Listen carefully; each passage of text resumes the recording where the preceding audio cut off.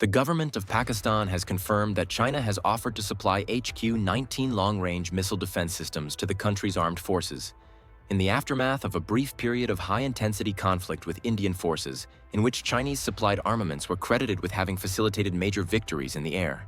Pakistan previously fielded a very limited surface-to-air missile arsenal, but procured Chinese HQ-16 medium-range air defense systems in the mid-2010s, followed by confirmation in 2021 that it had acquired HQ-9P long-range systems. The HQ-9 was first commissioned October 14, 2021, with its advanced capabilities and forward deployment locations fueling significant speculation that they may have played important roles in supporting air operations against Indian forces. Even if not engaging targets directly, the HQ-9's powerful sensors can provide early warning of potential threats and targeting data to fighter units. The HQ-19 has the potential to add a further higher tier to this growing air defense network and is specialized in ballistic missile defense.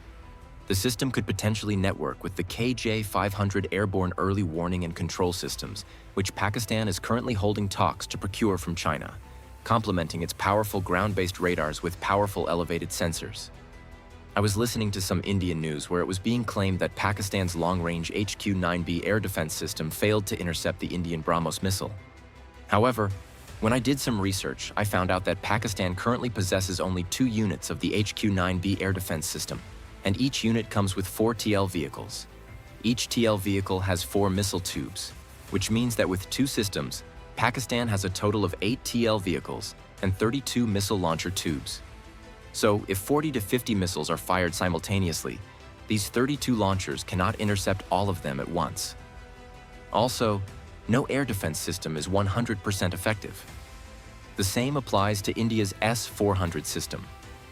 India has 3 units, and each unit includes 8 TL vehicles, meaning one unit can intercept up to 32 missiles at a time. If a large-scale attack is launched using drones and missiles at the same time, the S-400 will also not be able to stop everything. We clearly saw this during the recent Pakistan-India conflict. Air bases on both sides sustained damage, and some missiles successfully hit their intended targets. To overcome this limitation, Pakistan is in the process of acquiring additional long-range air defense systems.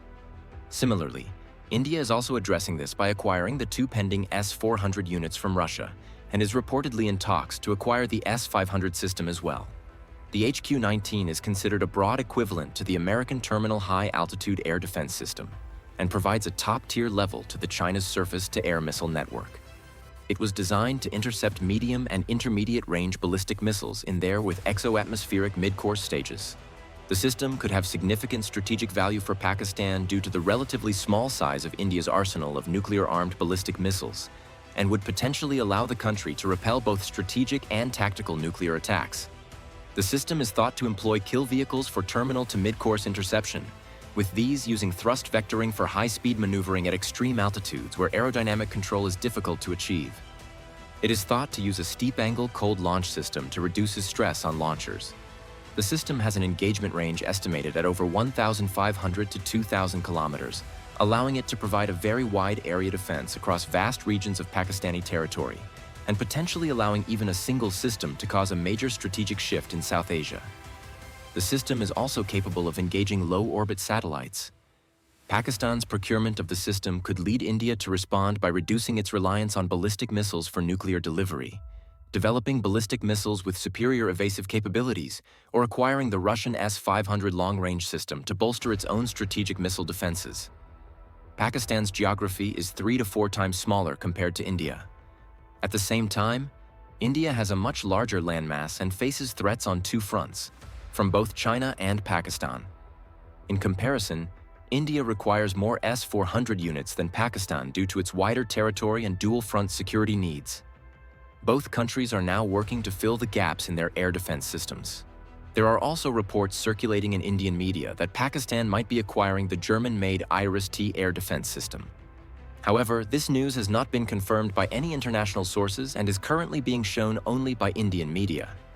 So friends, this was a neutral, research-based analysis presented without taking sides.